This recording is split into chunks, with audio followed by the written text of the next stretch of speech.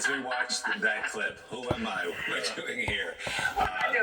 But yeah, it was a compelling debate last night between J.D. Vance and Tim Walz. It was rich with substance, which is refreshing. Not as many insults. They were actually gracious to each other. We're going to get into some of the contradictions that J.D. Vance, in his previous record, that he tried to sort of sanitize last night. And basically that last answer that we showed at the end of that is, I think, the moment that will be remembered from this debate, when a very simple question posed not by the moderators, but by Governor Walz, turning to J.D. Vance and saying, did Donald Trump lose the 2020 election, yes or no? And J.D. Vance could not answer. It tells you everything you need to know. Yeah, it might have been good if that was asked earlier on. A couple other things, too, we can talk about. Jonathan Lemire and Elise Jordan still with us. Joining the discussion, we have staff writer for The Atlantic, David Frum, with us. And Chief White House correspondent for The New York Times, Peter Baker, joins us for this hour. So NBC News Chief White House correspondent Peter Alexander has more highlights from last night's debate. In their first and only face-off, J.D. Vance and Tim Walz squaring off in a largely civil and substantive vice presidential debate. Hours after Iran launched nearly 200 missiles at Israel, the two sparred over the escalating crisis in the Middle East. Israel's ability to be able to defend itself is absolutely fundamental. Steady leadership is going to matter. A nearly 80-year-old Donald Trump talking about crowd sizes is not what we need in this moment. Governor Walz, you blame Donald Trump. Who has been the vice president for the last 3.5 years? And the answer is your running mate, not mine. A relaxed Vance challenging Walz on America's top issue, the economy. Honestly, Tim, I think you got a tough job here, because you've got to play whack-a-mole. You've got to pretend that Donald Trump didn't deliver rising take-home pay, which of course he did. You've got to pretend that Donald Trump didn't deliver lower inflation, which of course he did. And then you simultaneously got to defend Kamala Harris's atrocious economic record. Vance and Walz focusing most of their attacks on their opponent's running mates, not each other, and finding some common ground when Walz shared a personal story about gun violence. I got a 17-year-old, and he witnessed a shooting at a community center playing volleyball. Those things don't leave you. But turning contentious on immigration, Walz mocking former President Trump for not delivering on his signature campaign pledge. He promised you, America, how easy it would be. I'll build you a big, beautiful wall, and Mexico will pay for it. Less than 2% of that wall got built, and Mexico didn't pay a dime. When the discussion turned to legal Haitian migrants living in Springfield, Ohio, as Vance interjected. The rules were that you guys were going to fact check. CBS cut off both candidates' microphones.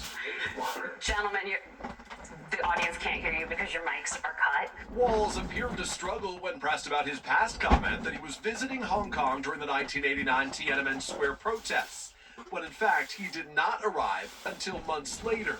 I've tried to do the best I can, but I've not been perfect, and I'm a knucklehead at times. Just to follow up on that, the question was, can you explain the discrepancy? All I said on this was I got there that summer and misspoke on this, so I will just...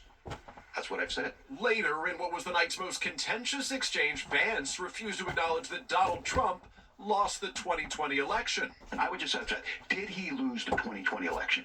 Tim, I'm focused on the future. Did Kamala Harris censor Americans from speaking their mind in the wake of the 2020 COVID situation? That is a damning non-answer. Walz tacking on this jab about former Vice President Mike Pence's refusal to overturn the election on Trump's behalf. When Mike Pence made that decision to certify that election, that's why Mike Pence isn't on this stage. Another sharp contrast on abortion rights. We trust women, we trust doctors. Vance claimed he never supported a national abortion ban, but just 2 years ago he backed a proposed nationwide ban after 15 weeks of pregnancy with some exceptions, and said the Republican Party had work to do. We've got to do so much better of a job at earning the American people's trust back on this issue where they frankly just don't trust us. All right. Well, first of all, let's start with you. What did you think of the debate last night? Well, how did it go? Well, I think a lot of elitists thought that Vance did a better job. I mean, he's an Ivy League guy, and he was smooth, like Ivy League guys are. But may I just say, better job at lying? well, I mean, he was not telling the truth a lot of the time. I'll get to that in a second. But first, you look at the poll, the CNN poll. There's also a Politico poll, but the CNN poll showed that as far as likability goes, as far as favorable impressions, Tim Walz exploded 13 points. He's now seen by 59% of Americans favorably, only 22% unfavorably. That is, it's a breathtaking number. J.D. Vance improved. He's still underwater, though. Politico poll showed last night also that Tim Walz easily outdistanced J.D. Vance among independents, among the people that they need to reach. Now, I'll go to David Frum with this. David, a lot of people are talking about the final answer. They should talk about the final answer, just like they should talk about Donald Trump's day of violence. Like, that's his answer for crime policy. We need a really bad day of violence. But he lied about the abortion ban.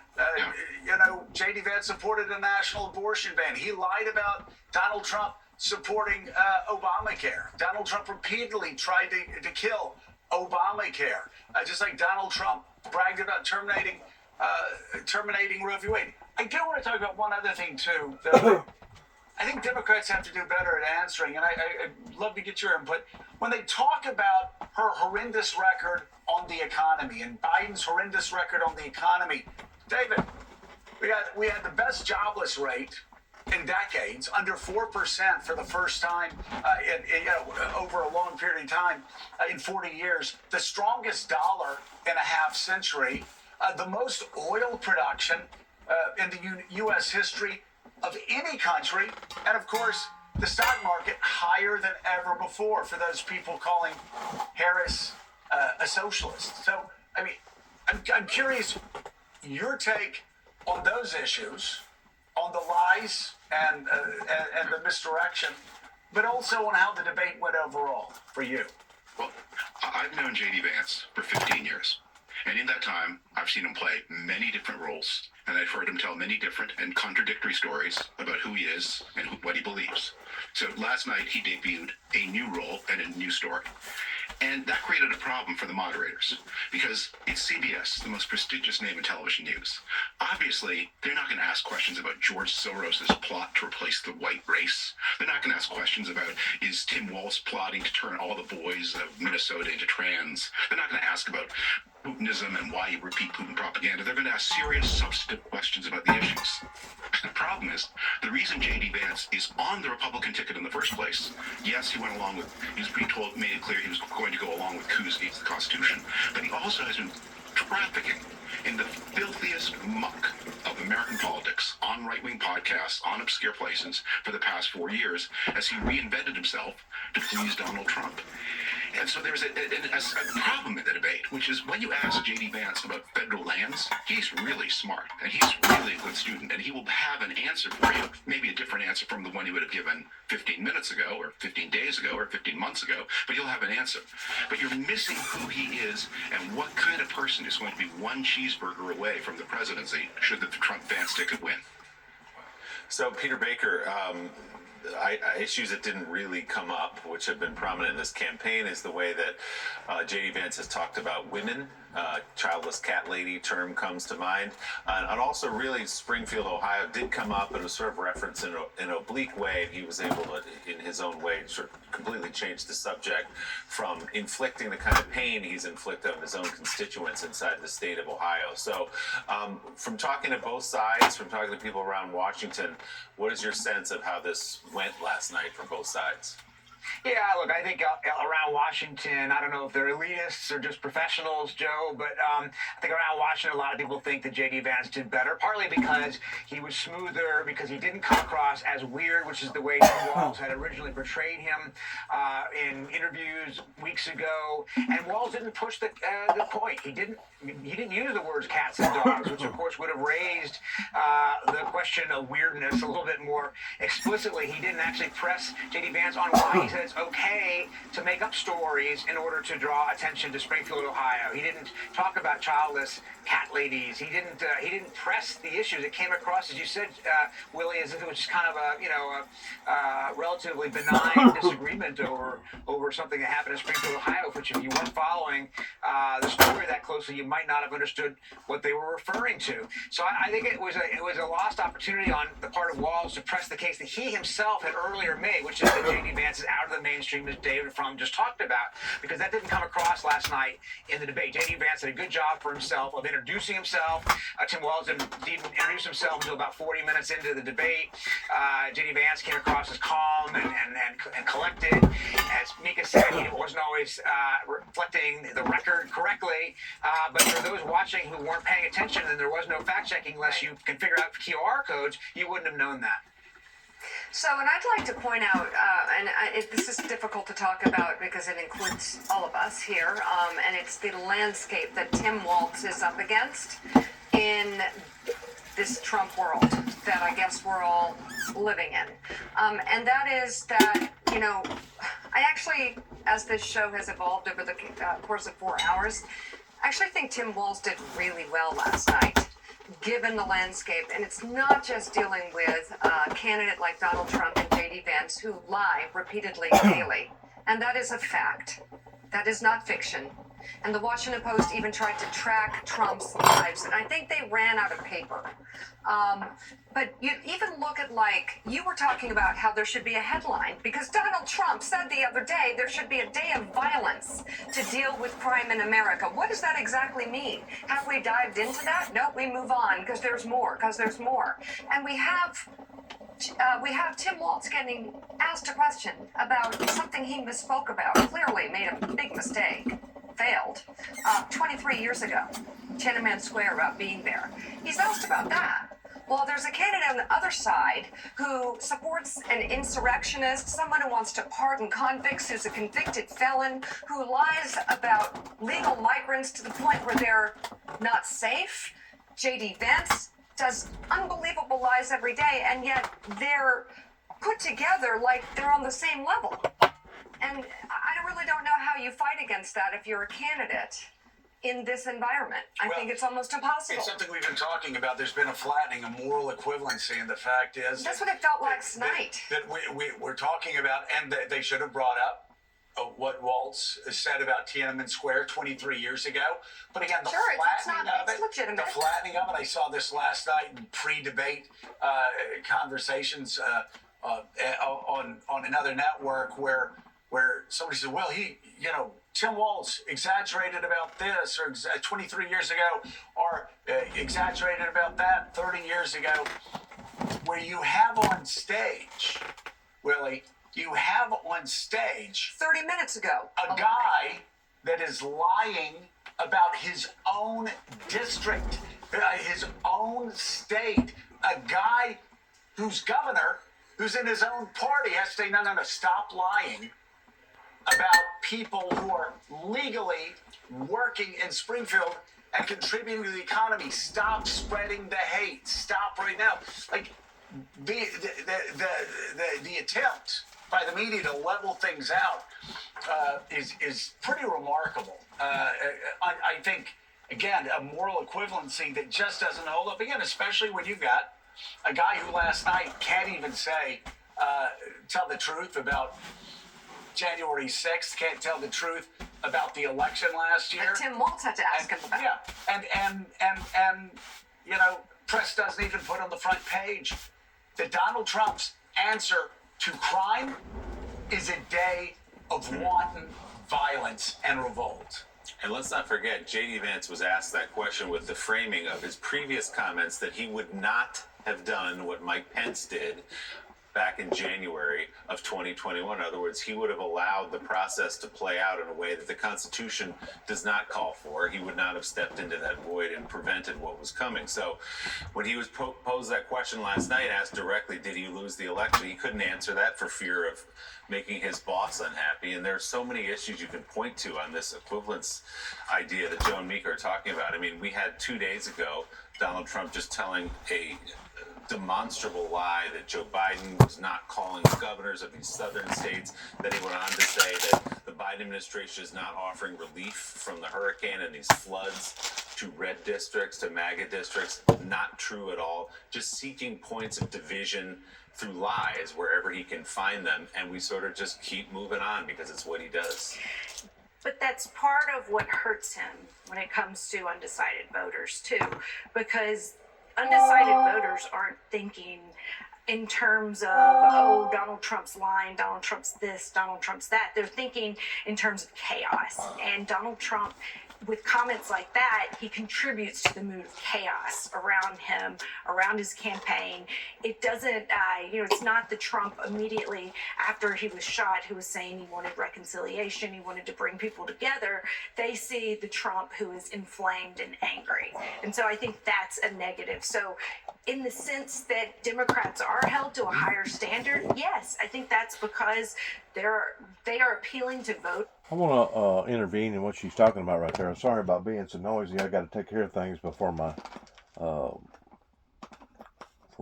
nurse comes here.